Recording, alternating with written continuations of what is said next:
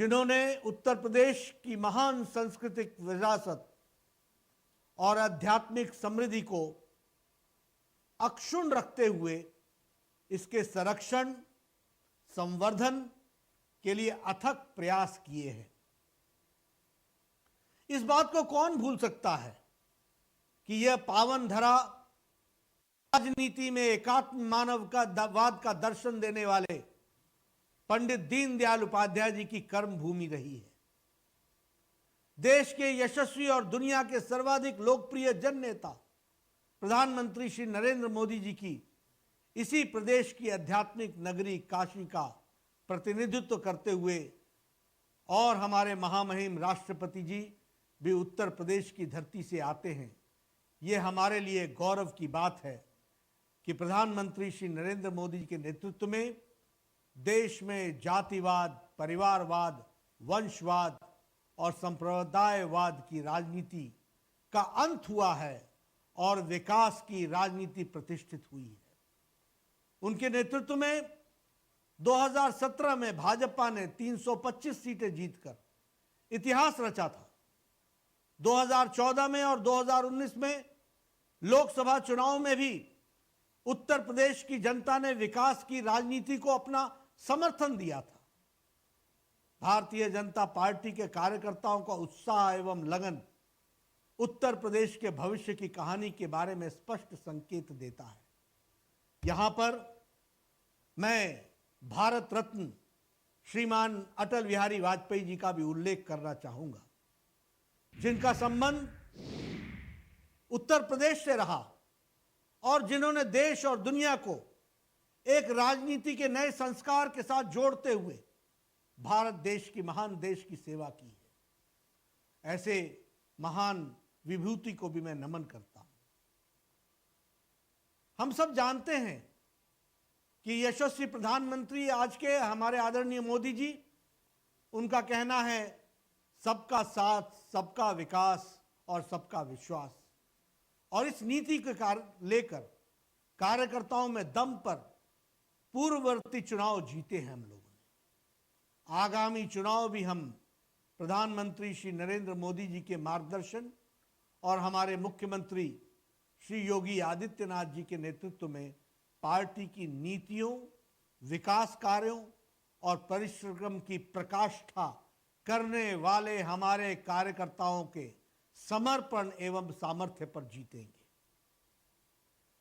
आदरणीय प्रधानमंत्री श्री नरेंद्र मोदी जी और माननीय मुख्यमंत्री योगी आदित्यनाथ जी के जोड़ी ने प्रदेश की जनता के सहयोग से उत्तर प्रदेश का कायाकल्प किया है और एक नया कीर्तिमान स्थापित किया है और प्रदेश की राजनीतिक कार्य संस्कृति को बदल कर रख दिया है।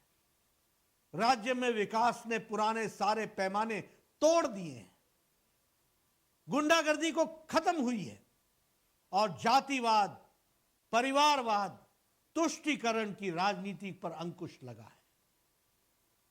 हमें बूथ से लेकर के यूथ तक को पार्टी के चुनाव अभियान से जोड़ना है। उत्तर प्रदेश में 2017 में हमने जो वायदे किए थे उसे अक्षरशः पूरा करने का काम भारतीय जनता पार्टी की योगी आदित्यनाथ जी की सरकार ने किया है। मुझे खुशी भी है और मुझे पूर्ण विश्वास है कि उत्तर प्रदेश की जनता का भरपूर आशीर्वाद योगी आदित्यनाथ जी की सरकार को मिलेगा। जनता के आशीर्वाद से उत्तर प्रदेश में पुनः प्रचंड बहुमत के साथ भाजपा की सरकार बनना तय है। हमारी शक्ति हमारे बूथ के लाखों लाख कार्यकर्ता है। बंधुओं, भारतीय जनता पार्टी संघर्ष से समाधान की यात्रा से बनी। पार्टी के कार्यकर्ता ही हमारी ताकत है। हम बूथ स्तर के कार्यकर्ताओं के बल पर यहां तक पहुंचे हैं। भारतीय जनता पार्टी में वन वे नहीं, टू वे कम्युनिकेशन होता है। नीचे के स्तर से सूचनाएं आती हैं, परेशानियों की पहचान होती है और परेशानियां बताई जाती हैं और उसके आधार पर नीतियां बनती हैं और फिर उन नीतियों को सही रूप से नीचे तक लागू किया जाता है। हमारे हर कार्यक्रमों को सफल बनाने के लिए बूथ स्तर के कार्यकर्ताओं की सबसे बड़ी भूमिका होती है। हमारा बूथ कोरोना मुक्त अभियान काफी सफल रहा है। कोई विश्वास नहीं करता था कि कोरोना मुक्त बूथ बनाने में भारतीय जनता पार्टी जैसे राजनीतिक कार्यकर्ता आगे आकर के और राजनीतिक पार्टी आगे आकर के इस काम को पूरा करेगी। लेकिन हमारे बूथ के कार्यकर्ताओं ने संकट के समय में, विषम परिस्थितियों में मानवता की सेवा का अनुपम कार्य किया है। हम विचारधारा के लिए लगातार लड़ते रहे हैं, क्योंकि हमारा मानना था कि विचारधारा से ही देश में परिवर्तन लाया जा सकता है। कांग्रेस और वामपंथी पार्टियां उस वक्त रिवॉल्यूशन की बात करती थी जब मैं इवोल्यूशन की बात करता था, क्योंकि हमारे संगठन में हमारे कार्यकर्ताओं की ताकत ही अमूल्य है। भारतीय जनता पार्टी ने कोरोना संक्रमण के दौरान हमारे यशस्वी प्रधानमंत्री श्री नरेंद्र मोदी जी के आह्वान पर पहले से ही सेवा ही संगठन पार्ट 1 और फिर उसके बाद सेवा ही संगठन पार्ट 2 के तहत सफलतापूर्वक पार्टी के लाखों कार्यकर्ताओं ने, कर्मठ कार्यकर्ताओं ने उनके माध्यम से संजीदगी के साथ लोगों की सेवा की है। उत्तर प्रदेश में माननीय मुख्यमंत्री योगी आदित्यनाथ जी के नेतृत्व में पार्टी कार्यकर्ताओं ने सेवा ही संगठन के दोनों फेज में परिश्रम की प्रकाष्ठा करते हुए दिन रात मानवता की सेवा की है। मैं माननीय मुख्यमंत्री योगी जी को, उनकी कैबिनेट को, प्रदेश भाजपा अध्यक्ष और संगठन महामंत्री और पार्टी के सभी कार्यकर्ताओं को, पदाधिकारियों को इसके लिए हृदय से साधुवाद देता हूं। कोरोना की संभावित तीसरी लहर का मुकाबला करने के लिए देश में और देश का सहयोग करने के लिए भारतीय जनता पार्टी ने 28 जुलाई को राष्ट्रीय स्वास्थ्य स्वयंसेवक अभियान का श्री गणेश किया था, जिसके तहत हमने देश के 2 लाख गांवों में कम से कम 4 लाख वॉलंटियर्स को तैयार करने का लक्ष्य निर्धारित किया था।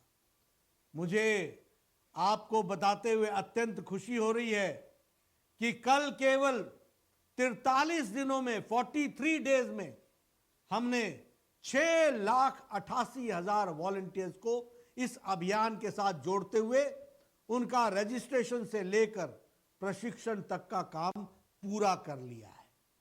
जल्द ही यह संख्या 8 लाख को पार कर जाएगी, क्योंकि हमारा यह अभियान अभी निरंतर जारी है। हमारे प्रधानमंत्री श्री नरेंद्र मोदी जी, हम सौभाग्यशाली हैं कि विश्व के सर्वाधिक लोकप्रिय जन नेता आदरणीय प्रधानमंत्री जी श्री नरेंद्र मोदी जी हमारे नेता हैं। हमें इस समय का सर्वाधिक उपयोग हर बूथ पर पार्टी को मजबूत बनाने और जन जन तक पहुंचाने में वो काम करना चाहिए। विश्व की तमाम अंतर्राष्ट्रीय रेटिंग्स एजेंसियां और अपने सर्वे में ये स्वीकार कर रही हैं कि निर्विवाद रूप से माननीय नरेंद्र मोदी जी इस समय विश्व के सबसे लोकप्रिय नेता हैं। अंतर्राष्ट्रीय रेटिंग संस्था मॉर्निंग कंसल्ट के हालिया से सर्वे में भी हमारे प्रधानमंत्री दुनिया के सबसे लोकप्रिय नेता के रूप में प्रतिष्ठित हुए हैं। यह हम सबके लिए बहुत ही खुशी की बात है।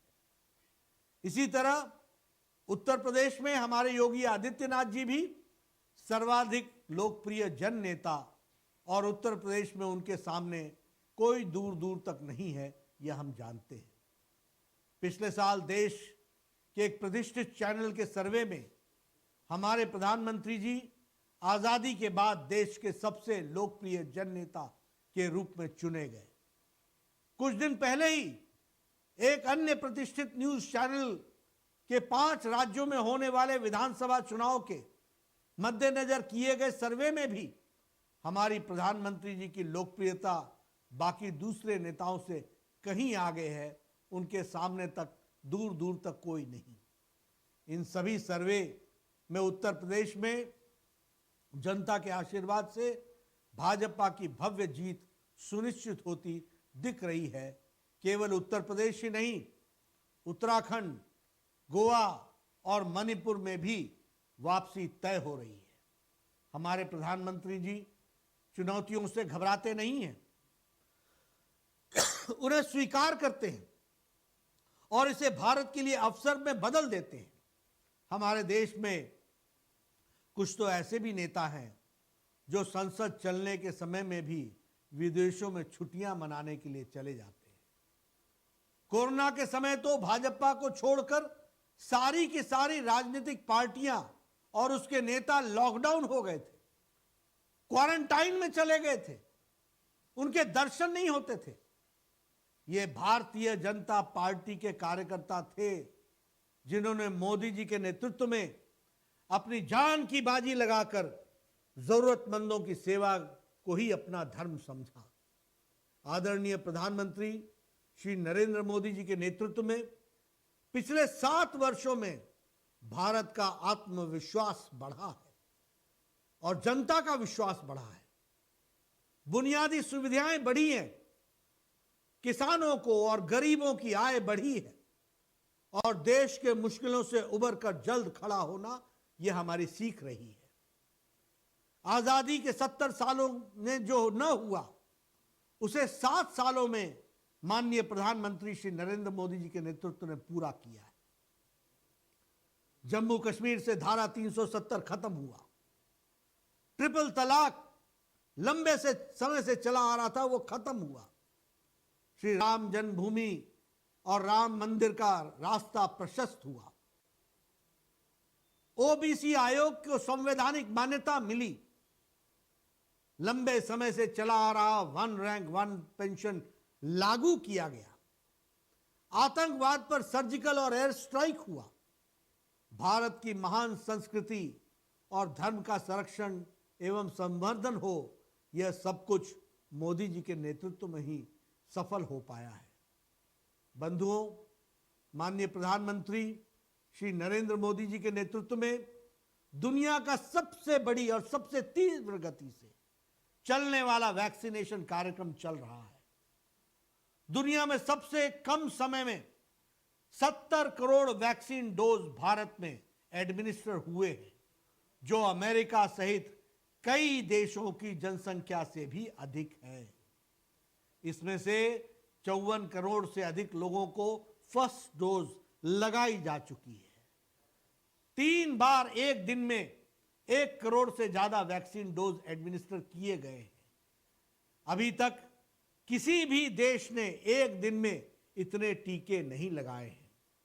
हम एक ही दिन में Switzerland, Sweden, Australia, Israel, Denmark, New Zealand जैसे देशों के और स्कैंडिनेविया के देशों की टीकाकरण कर सकते हैं। यह ताकत भारत में मोदी जी के नेतृत्व में प्राप्त हुई है। हिमाचल प्रदेश, गोवा, सिक्किम, दादरा एवं नागर हवेली में 100% नागरिकों को कम से कम 1 डोज लगाया जा चुका है और कई राज्यों में 80% से ज्यादा अधिक फर्स्ट डोज लगा वैक्सीन पूरा हो चुका है। उत्तर प्रदेश ने देश में सर्वाधिक वैक्सीन डोज एडमिनिस्टर किया है, जो एक अपने आप में रिकॉर्ड है और मैं उत्तर प्रदेश की सरकार को बधाई देता हूं। उत्तर प्रदेश ने अब तक लगभग 8.5 करोड़ से अधिक वैक्सीन डोज एडमिनिस्टर किए जा चुके हैं, जिसमें फर्स्ट डोज लेने वालों की संख्या 7 करोड़ और सेकेंड डोज लेने वालों की संख्या 1 करोड़ 36 लाख से अधिक है। देश में वैक्सीनेशन के अभियान को गति देने के लिए कई वैक्सीन की मंजूरी भी दी गई है। पहले हम किसी भी बीमारी की वैक्सीन के लिए दूसरे देशों पर आश्रित रहते थे। पूरी दुनिया में वैक्सीनेशन खत्म हो जाने के बाद ही वैक्सीन भारत आ पाता था, लेकिन पहली बार माननीय प्रधानमंत्री श्री नरेंद्र मोदी जी की प्रेरणा से देश में एक नहीं बल्कि 2 मेड इन इंडिया वैक्सीन बनकर तैयार हुई। कोविशील्ड और कोवैक्सीन जैसी विश्वसनीय कोविड वैक्सीन देश में बनकर तैयार हुई है। शुरू में हमारे पास यही 2 वैक्सीन थे, लेकिन इसके बाद रूस की स्पुतनिक का भी उत्पादन भारत में शुरू हुआ है। साथ ही मॉडर्ना, फाइजर और देश में बनी जायकोव डी को भी मंजूरी दी गई है। डीआरडीओ के सहयोग से 2DG दवा भी देश में उपलब्ध हुई है। बायोलॉजिकल ई के वैक्सीन पर भी काम चल रहा है। जॉनसन एंड जॉनसन की वैक्सीन को भी मंजूरी दी गई है।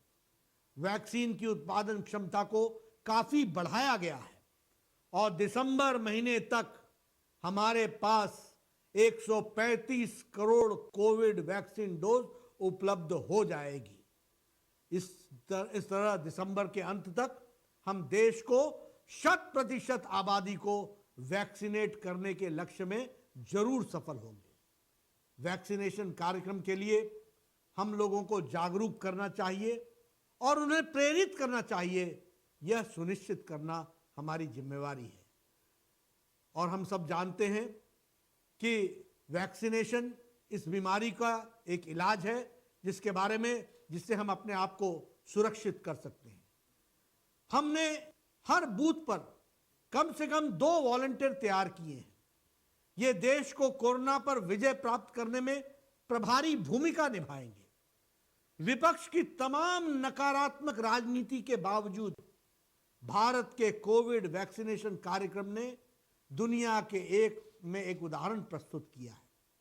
चाहे 1.70 लाख करोड़ रुपए की गरीब कल्याण योजना हो या देश के 80 करोड़ लोगों को लगातार दूसरे साल मार्च से लेकर के नवंबर महीने तक मुफ्त आवश्यक अनाज उपलब्ध कराना हो या 50,000 करोड़ रुपए की गरीब कल्याण रोजगार योजना हो या फिर 20 लाख करोड़ रुपए का आत्मनिर्भर अभियान हो, माननीय प्रधानमंत्री श्री नरेंद्र मोदी जी ने न केवल 130 करोड़ देशवासियों को सुरक्षित किया है बल्कि उनकी 2 वक्त की रोटी की भी चिंता की है और देश को अर्थचक्र को भी गतिशील प्रदान किया है। माननीय प्रधानमंत्री श्री नरेंद्र मोदी जी ने कोरोना काल में सभी देशवासियों के साथ उनको साथ लेते हुए जिस तरह से कोरोना के खिलाफ निर्णायक जंग लड़ी है उसकी पूरी दुनिया मुक्त कंठ से सराहना कर रही है। Test, track, treat and vaccinate के विजन से हमने काम किया है और इसका रिजल्ट आज हम सबके सामने है। इस दौरान न केवल मेडिकल इंफ्रास्ट्रक्चर को रोबस्ट बनाया गया है बल्कि मेडिकल ऑक्सीजन की आपूर्ति भी लगभग 10 टाइम्स बढ़ाई गई है। देश के कोने कोने में इसकी आबाद पूर्ति भी सुनिश्चित की गई है। Personal protection equipment PPE kits, mask, ventilators इत्यादि के उत्पादन में भी हम आत्मनिर्भर बने हैं। हमारी सरकार ने स्वास्थ्य सेवाओं को और सुदृढ़ करने के लिए उसके उद्देश्य से हेल्थ बजट में भारी वृद्धि की है। हेल्थ बजट को 94,452 करोड़ रुपए, नोट करिए 94,452 करोड़ रुपए से बढ़ाकर 2.23 लाख करोड़ रुपए कर दिया गया है। इतना ही नहीं, कोरोना के दौरान बेसहारा हुए बच्चों के देखभाल के लिए भी योजनाएं की घोषणा की गई है जिसमें आर्थिक सहायता से लेकर मुफ्त शिक्षा, मुफ्त स्वास्थ्य सुविधा भी उपलब्ध कराई गई। माननीय योगी आदित्यनाथ जी ने कोरोना से निराश्रित हुए बच्चों के भरण पोषण के लिए, चिकित्सा के लिए, शिक्षा आदि की व्यवस्था हेतु 4,000 रुपए प्रति माह दिए जाने का प्रावधान और व्यवस्था की है। मैं इसके लिए योगी जी एवं उनकी सरकार को कोटि कोटि साधुवाद देता हूं। कोई भी बिना वैक्सीन के न रहे, यह हमारी जिम्मेवारी रही है। बंधुओं, जब श्री नरेंद्र मोदी जी प्रधानमंत्री बने थे तो संसद की सीढ़ी पर नमन करते हुए उन्होंने कहा था कि भाजपा की सरकार देश के गांव, गरीब और किसानों की सरकार होगी, दलित, वंचित, पीड़ित की सरकार होगी। आज जब हम पीछे मुड़कर देखते हैं तो हम पाते हैं कि माननीय प्रधानमंत्री जी ने सबका साथ, सबका विकास, सबका विश्वास और अब सबका प्रयास के साथ इसको अक्षरशः चरितार्थ कर दिया है। हमारे योगी आदित्यनाथ जी ने भी प्रधानमंत्री जी के विजय को उत्तर प्रदेश की धरा पर अक्षरशः उतारा है। आजादी के 70 सालों में कृषि विकास और किसानों के कल्याण के लिए जितना काम नहीं हुआ, उससे